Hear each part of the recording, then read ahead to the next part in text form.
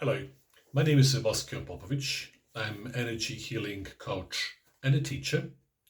And in this video, I'm going to continue talking about the relevance, or the more appropriately, the intricate link of negative thoughts and the low energy that has suddenly appeared in your bioenergy field.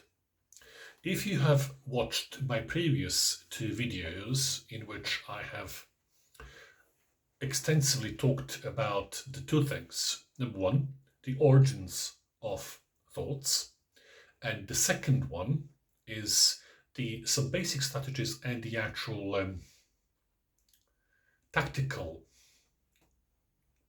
sort of maneuvers you can do in order to resume the full control over what goes in your conscious sphere of awareness. Why is that important?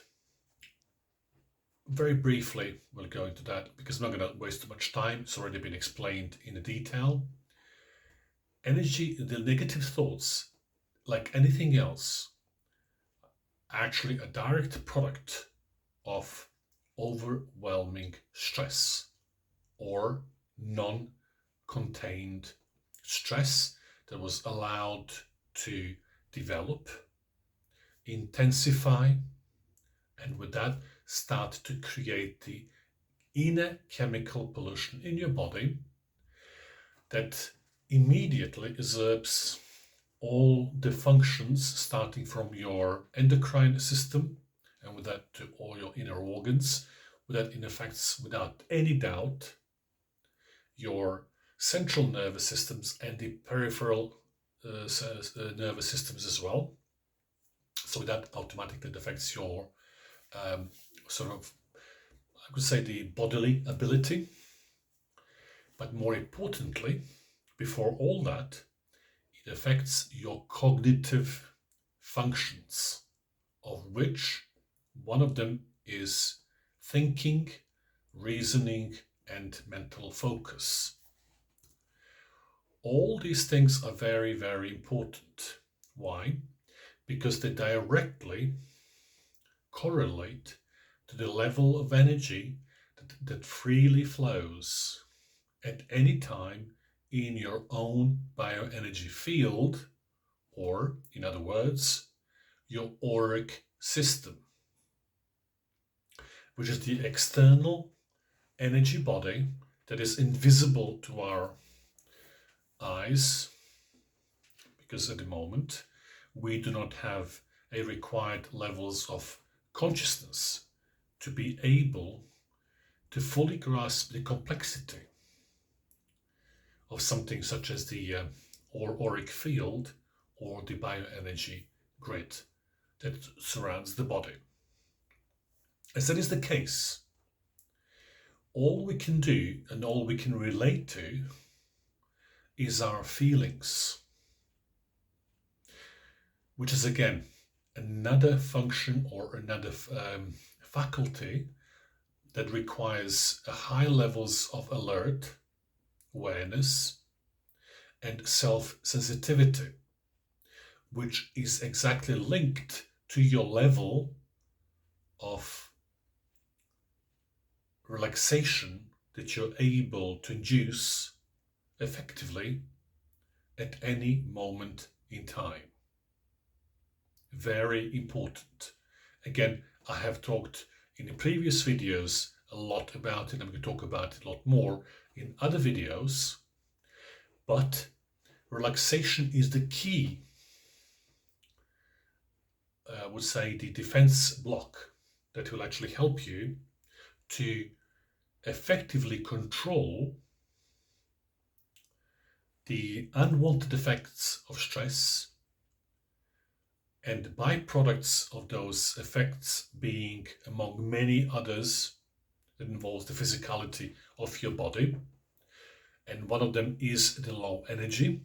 But what precedes that is negative thoughts that lead on to the negative emotions and then it automatically impacts upon your energy levels.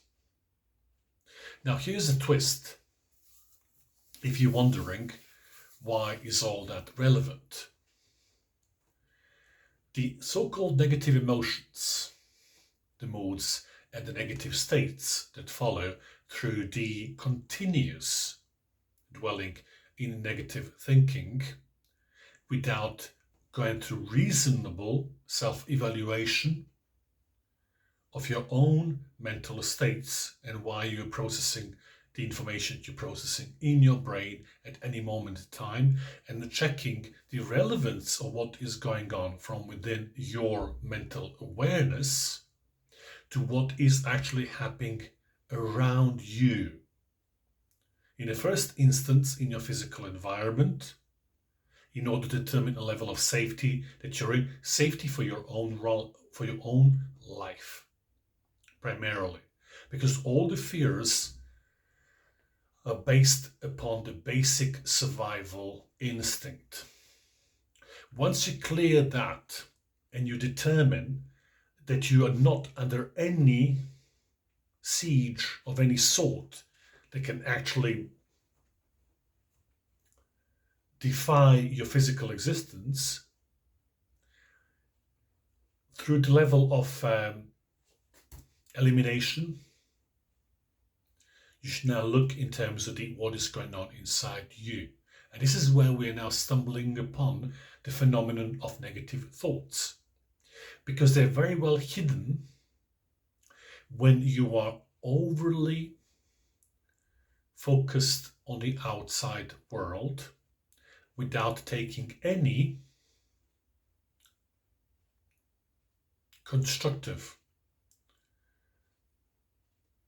approach in terms of determining the relevance of what you are experiencing in yourself, such as the types of thoughts that you're processing, the emotions that you are actually having here and now, and the relevance of the both to what I just said earlier on is to what is happening to you here and now, right this moment, and any moment in the continuity of your life. You may say this is too much work, and what is the relevance? The relevance is very high, because anything that goes in your mind, both on the thoughts as well as the emotions, has to have a connotation or the relevance with what is happening outside of your being. If that does not mirror more or less to what is happening on your outside in your physical reality, the question you need to ask yourself is what I am experiencing here and now inside of me in terms of my thoughts and my emotions relevant to what is happening to me outside? And more importantly,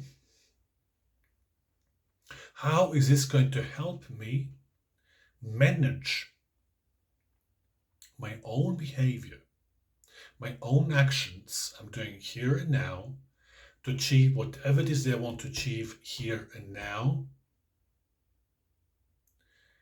Bear in mind the actual circumstances that are right in front of me in my physical environment.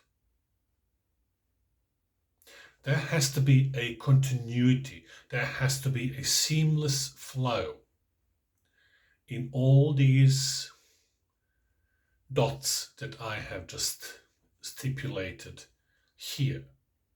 Because if those dots are not properly connected, you do not have a roadmap to where you want to go. As that is the case, whether we like it or not, we are going to start to question our own ability to achieve whatever we want to achieve, and whether we are competent enough to deal with whatever is in front of us. Do we have all the resources, all the relevant knowledge, tools, maybe ability, I don't remember if I said that, to manage whatever it is that is ahead of us, that needs to be completed in order to meet our own expectations of what we have set for ourselves to do. That's the case if you have set something for yourself to do. What it gets worse is if you have nothing set for yourself to do, you have no expectations, and you're simply floating around. Now that's a different ball game altogether. But that is even more complicated and more self-destructing situation, because the way how we are programmed is that we have to maximize our time on this earth. For that reason, we have the components or mental components such as the thoughts and the emotions, and that's why we have something that's called the biological energy, whatever we may perceive it as. But that is the key contributor towards our experience whilst we dwell in this physical body and in this physical reality. The actual energy levels that we have is the biggest currency that we have to negotiate exactly what we want for ourselves to experience here and now. And for that reason, we have to do everything we can in order to become aware at all costs whether we are fully energized to, and what that means, whether we are fully equipped mentally. That precedes the questioning of your energy levels, as I said earlier, in terms of what you're thinking, relevance of thinking to the situation, and your emotions. And your emotions is the fuel or the connector between the cause and the consequence, which is the energy. Cause is the thoughts, emotions is the actual bridge, and the actual energy that actually delivers. This is the actual fuel that drives everything that you need to rely on to achieve what you want, because your expectations are based upon that. And if you do not meet your expectations, you may pass once, twice, and God knows how many times before you reach the limit in which you will then start to look yourself in the mirror and start questioning yourself and your ability to achieve whatever it is that you need to achieve in order to maximize your experience of this reality. This is the tricky bit that we, in my sort of research and in my kind of like work so far for almost 30 years in this particular field, have noticed that the biggest downfall the majority of us have is, first of all, not having a clear understanding of what one wants. So the clarity of a purpose, clarity of direction, clarity of everything is absolutely important in order to go forward. Any lack of any road signs that will direct you where to go are very dangerous. I used this analogy in my previous videos when I said, imagine the ship in the middle of the ocean that doesn't have a a flight plan or the sailing plan or whatever, and a destination. Where is he heading to? It's where's the destination? Because on that open seas, you can go anywhere. The same as in our lives. They are literally, each and one of us is in an open space. So knowing where you want to know, when you want to go, is actually a first point that actually puts you on the right path mentally, without you control your mental faculties, and you start to get a grip of your emotions, and more importantly, when you control all these mental aspects, you then masterfully control the energy. Because if you don't control your mental aspects of your being, such as your thoughts and then consequently your emotions, then you're not in control of your energy, which means you have erratic approach. Because imagine this, you have no direction, and you're bogged down at all times by God knows what types of negative thoughts that are coming to your conscious awareness. You never question whether those thoughts have any relevance to what you experience here and now in your physical reality. Just let them come through and you accept them on a face value, and they become your reality. That means you're not living in the physical world, you're living in an imaginary world of negative thoughts, and all you're doing, you are basically maneuvering in this physical world on autopilot, meaning you have very little conscious awareness of what you are doing, where you are going. You're simply existing and basically surviving. You have no particular quality of life, because everything you do comes from somewhere else outside of yourself, is dictated to you by something or someone else outside of you. And you are, in that case, totally controlled and in the hands of some other force that is not you. But you, on your own, you are a force. But in this particular scenario, you're not, because you gave your power away because you don't believe in yourself. Because every time you look in the mirror, first of all, you have nothing to compare yourself to, because you don't have a direction. As you don't have a direction, everything that comes to you forms part of your alleged or imposed direction.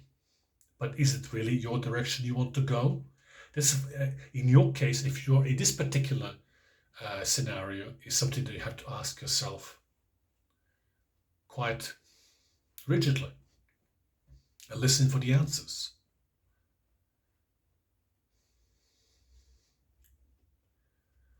If by any chance you're in that no man's land, you're really best off going back to the square one. And I've explained a lot in my previous videos, and I would urge you to listen to them because they're very, very important.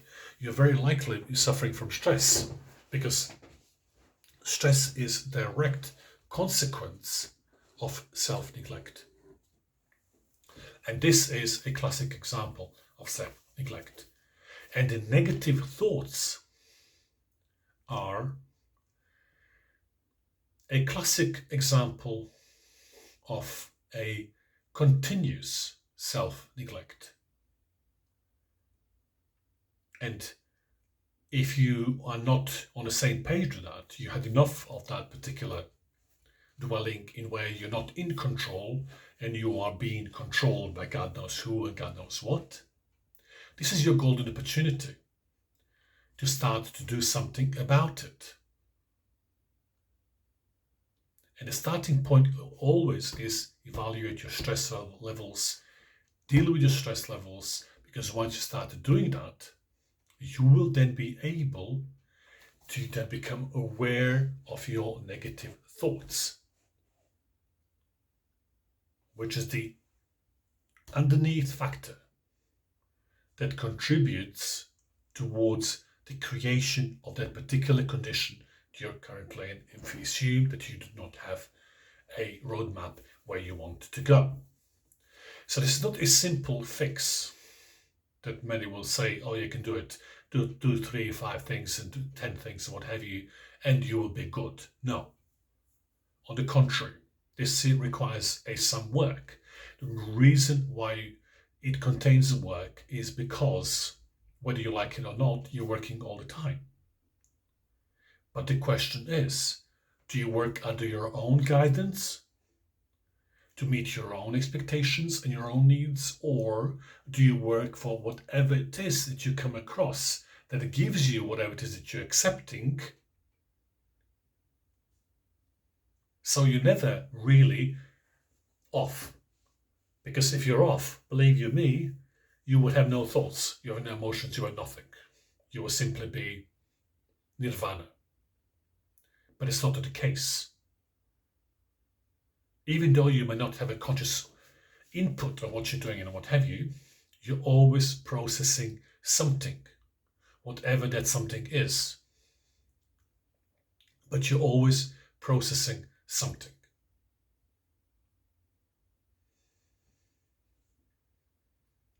So you better, since you're processing all the time, you're better served to do that on your own device and on your own merit, on your own driven methodology, by your own needs. Because living by itself requires work. Because living is not something that you just... living means that you're doing something all the times, hence you need energy. But the quality of the energy that you have at your disposal is directly linked to your ability to control everything, starting from stress, and then your negative thoughts, emotions, and then to your energy levels, which are important to help you drive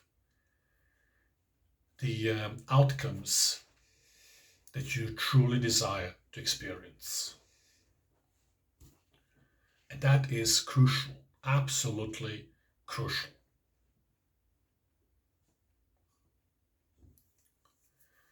As is the case, I'm going to finish this because there's nothing more I can say about this topic at this moment right now. As always, if you have any questions, by all means, you can please drop it down in the comments below, and I will answer your questions as and when I can. Alternatively, you can contact me on my direct email, which is info@energy-savvy.com, and I will be responding as soon as I can again. Or you can look into my program, which is quite comprehensive about many different ways in which you can actually work and improve your energy, your thinking, your cognitive abilities, and which is on www.energy-savvy.com. And as always, I will see you in my next video. Until then, goodbye.